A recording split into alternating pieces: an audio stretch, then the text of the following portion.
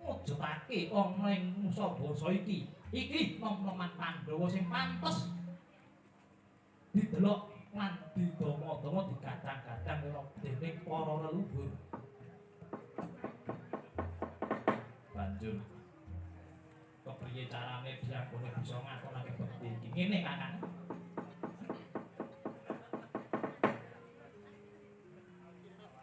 Para pepundhen Pandhawa kuwi wektu diwenehi keserakan. Tegese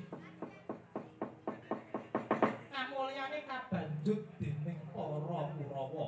Ngiras pantes Kakang Antarja.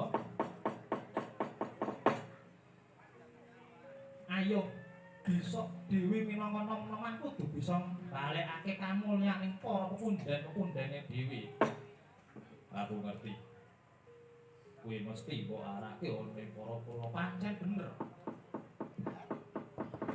Aku kepengin ngelingake wong kang lali, yaiku para Kurawa. Kang wis padha kepliru lan padha kliru dalane anggone ngukemi negara Ngastina.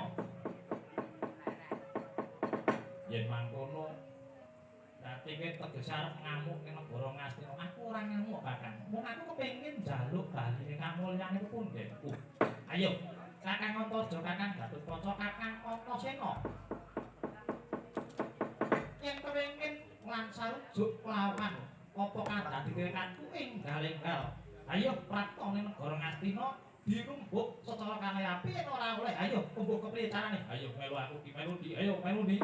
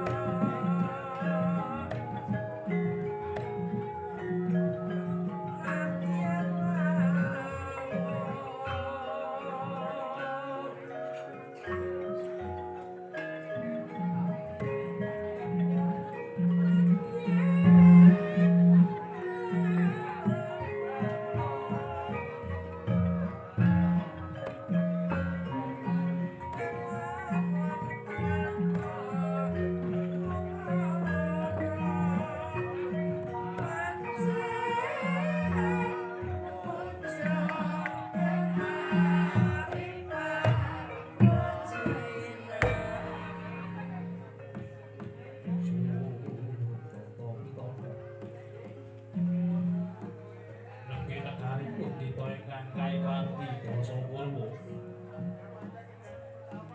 Eko siji ati Rinuwe Dasa Sapuluh Purwa marang kawitan Senadyan kathah titah ingkang kasuweng ngangkasa kapiting samudra kasangga ing Bantala nanging beto kadi wonten ing negari Ngastina ya negari Liman Benawi sinten to ingkang nepak menang nepak gun-gunaning wong sak nagari nenggih punika to Raden Jaka Witana ya Sang Prabu Duryudana ya Sang Prabu Suyudana ing mangke sakepingipun narendra saking ngawur-ngawur langit nenggih Sang Prabu manik-maniten ya Prabu Manik Imandaya lan para nayaka ingkang samya ambar blabar ing samangke mangkonata pangandikaning Sang Nata kawis ing lisan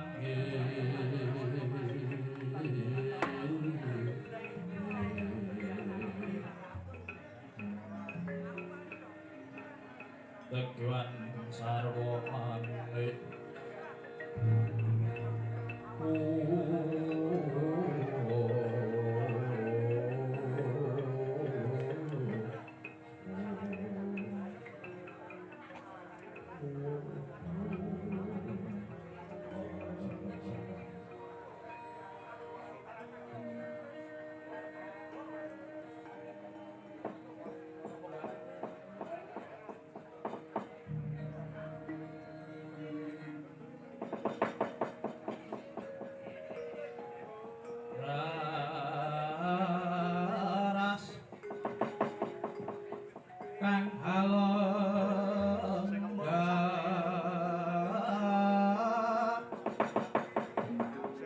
ning damparan rumo karya asmara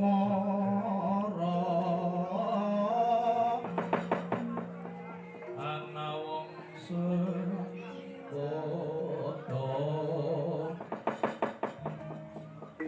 sawingit mek pingrem wimaning narapati sini wokoke atur sang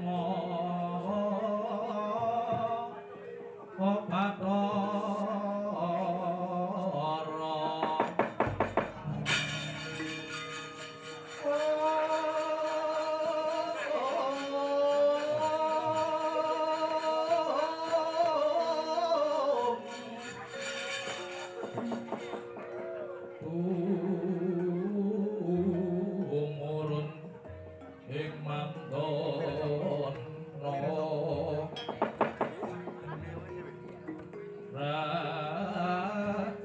sitaning dadi yo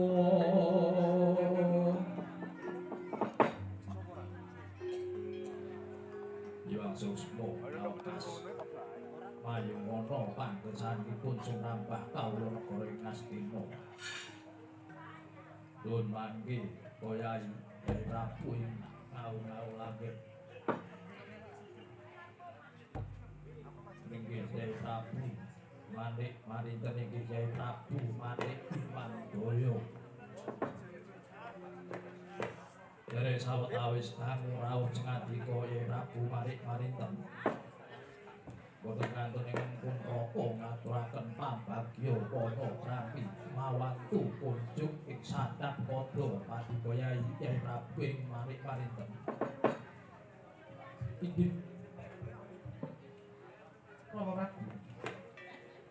kula nampi pambagya Padupara Prabu ingkang wetah Paduka kula. Kula nampi kanthi asta kekalih kalungaken ing Lunggaya kula petekaken Praja. Boten langkung mangsulipun kalih kula katon wonten ing Paduka. Prabu. Ya, kula nampi sesami Prabu. Lole somolate somolate. Lole cumpil yen alas dadi wana-wana dadi alas. Kayune tek colonge wong. Anak Prabu ing mau-ngawake. Prabu manik-manik kuwi kumpul. Pandhita Durna ngaturaken sambagya para prabu sarau Paduka. Anak Prabu inggih Pandhita Durna sampun kula nampi mambali panjenengan mugia Pandhita wonten Praja dados jimat taripih kula. Oh inggih.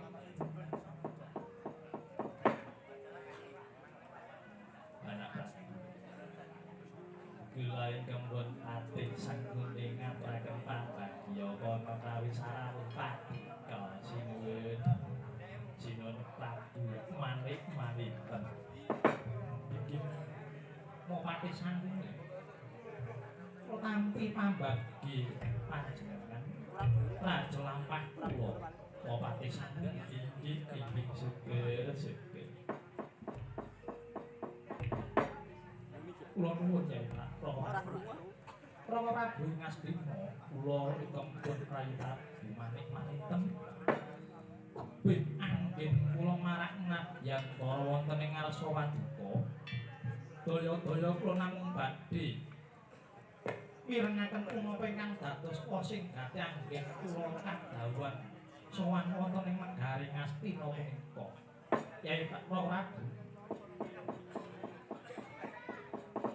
monggo kula aturi ngaturaken lan dawuhaken punapa ingkang badhe kula saged lampahaken dhateng negari Ngastina punika ya Para Prabu anjay kanggo swita arum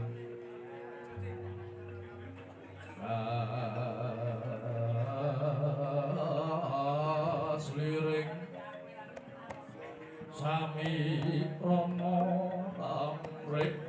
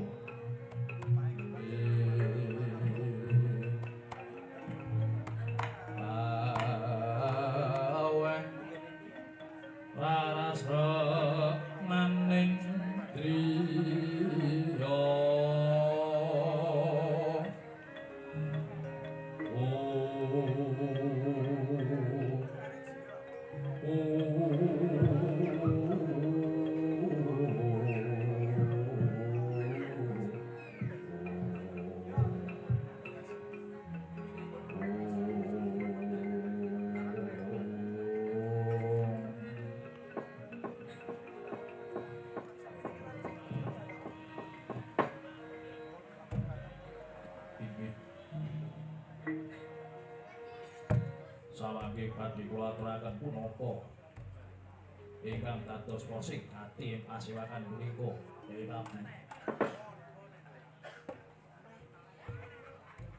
sampun damangken kula manggalih kodhek sajroning pikir kula ing mangke para Kurawa menika kathah dening ingkang badhe bebucah lan badhe kekrit kawibawanipun para Kurawa nggih punika para Pandhawa ing mangke malah ing dinten samangke para Pandhawa sampun kedalaken buta lan ngirim layang wonten ing negari Ngastina punika sinten ingkang dados dukanipun para Pandhawa wonten nama liyanipun mana anak Pandhawa ingkang dipun pandhigani dening Wisangkedi lan Antasena menika lare-lare ingkang bambung lare-lare ingkang derek kirang reh tata krama lan ing mangke Kyai Prabu Manik Imantaya kula namung badhe nyuwun pambiyantu senjata pitulunge mangke menawi buta malkas saking para Pandhawa dugi lan rawuh wonten ing mriki sageta Kyai Prabu Manik parinten ananggulangi lan ngadepi buta punika inggih sampun dados prasetya kula pun wis dadi prasetyane Prabu Manik Maninten yen wektu dina iki Prabu Manik Maninten sedya prasetya lan setya wonten ing negari Ngastina bagus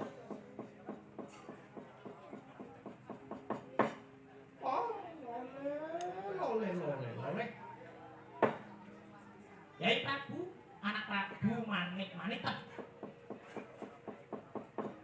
menawi kepareng kula urun-urun embuk nggih anak Pandhawengan nami Antasena kelawan Wisanggeni punika tansah gegilani wong iku tiyang ngawur niku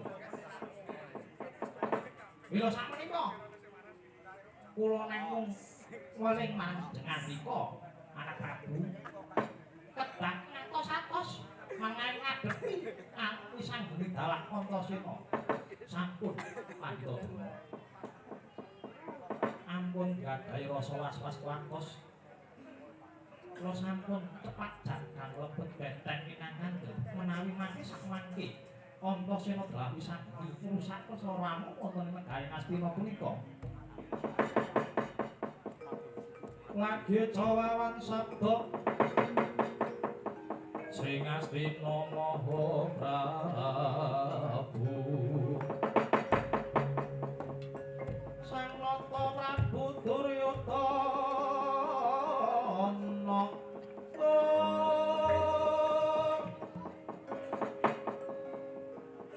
kadhet dening ingkang pun rai manik-maninten beda lawan sabda kaslanting kaing mungsu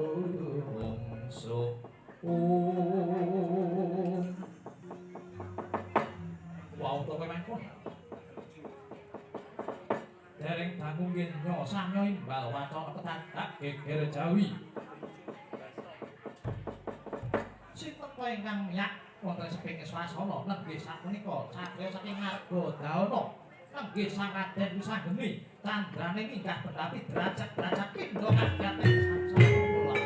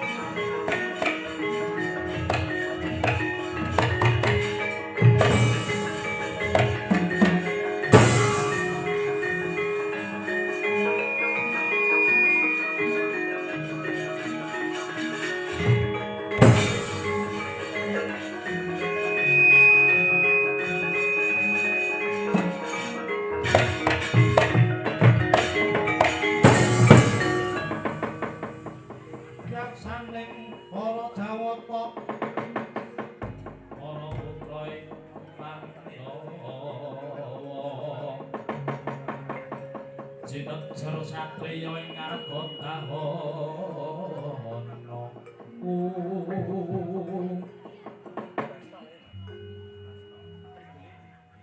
Aja kaget, aja kaget. Siwa Prabu Ngastina aja kaget. Aku sing teka anakmu Margadahana. Siwa Duryudana. Iya.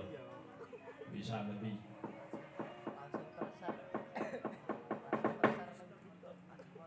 Prabu iki kae kaget pun Siwa Duryudana ya.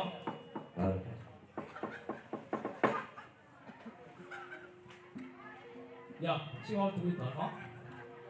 Sadurunge aku ngomong akeh-akeh.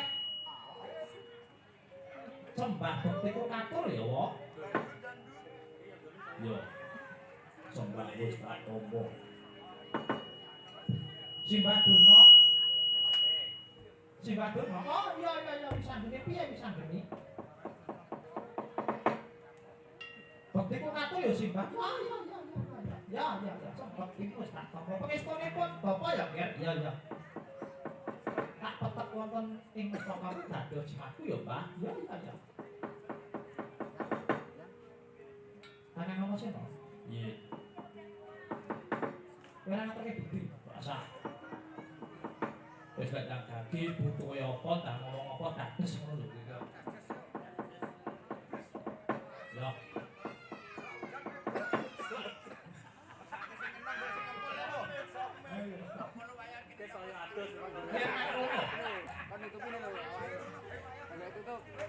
Siwa Duryudana. Tekaku ning kene pisan ya iku ngatrake sampak pindhone aku monggo pengen nagih janjine utawa nagih saktenane. Aku bakal njaluk baline kamulyaning para pundhenku Pandhawa kawektu dinene kok rebut. Ya iku negara Ngastina sak utuhe. Ngene wae Siwa Duryudana. Waktu dina iki tak jaluk kanthi apik. Negara Ngastina tak jaluk kanthi apik yen oleh gage ulungna. Yen ora entuk aku wis nggawa rombongan nom-noman Pandhawa ning kene wis takon kubengi negara Ngastina. Wis takon go sniper-sniper sing andalan. Yen ora entuk ngejak perang, ya ayo. Ngejak geger ya ayo, wis ngono wae. Wis sampe yo. Yo, entuk ora? Yen kowe ra iso yo tak gawe geger wae kono piye? Ya tak ayo kaki iki kok. Nek ra entuk tak kaki iki dak dikampungi lho. Misrut wae, misrut. Peonar. Ora kok kudu iki mesti pokok jaluk aku njur bantu kopi. Aku ora peduli. Ora wong aja aku ora peduli. Waktu dina iki bakal tekane njaluk negara Ngastina entuk ya tak jaluk, ra entuk ya tak jaluk.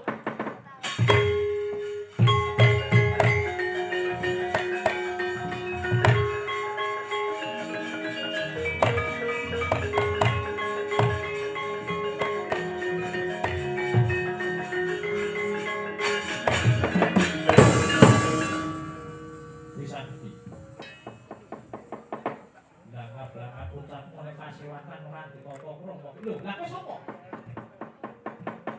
Wong bagus wong tekan kene sapa kowe? Aku ratu ngau-ngau langit Prabu Manik-manik Tengharan. Oh, Manik-manik ten? Iya. Lah kowe ning kene apa? Aku tadi Kanjeng Prasewato ngomong kene. Oh, tak geseke anu ning kene. Iya, perang yo, perang. Lanjut lha piye? Aku mau kepengin bilani negara Ngastina yen sanamu dadi kaya ngono. Aku sing ora ngelani. Loh, lha iki sapa?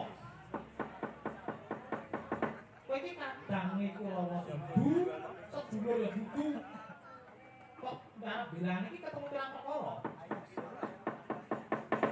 Bakune aku mau regoso berdasar rasa welas kasih kang wis tak duweni minangka suwitane lan mitrane Prabu Duryudana. Lho, kowe ngomong jaba ning kene. Kowe dudu sanak kadamu ning kene kok blanggap-blanggap wonten Prabu. Lho, kose. Kowe kok ngomong aku iki mau jaba ketemu pirang perkara, Lah aku ki anak Pandhawa lho. Aku anak Pandhawa, anak Arjuna. Kowe lho ngerti iya.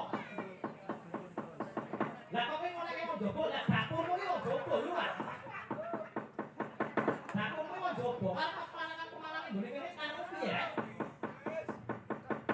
Karo kopi ayo ngejak geger ning jaba. Aja ning kene. Dudune kowe panggone.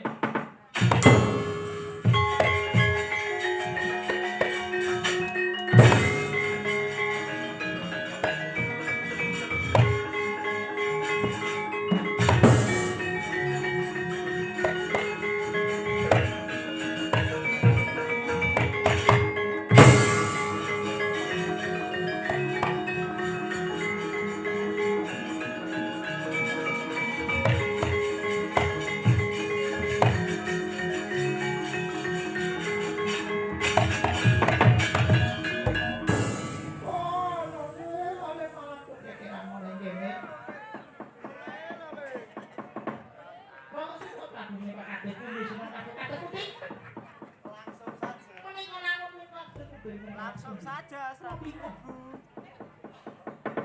Monggo dipun tinggal iki mawon puput bisa manggi amargi sampun pipak ing pasewakan Surbayu pun oleh ngadawu Giras pantes buka ke pasewakan ingsun bakal kundur kang dateng sebiasa nalika wau sampun tilas tuntas wijaring Sang Nata Sang Nata sigra kundur kang katon Cinandra tansah saking kamulyan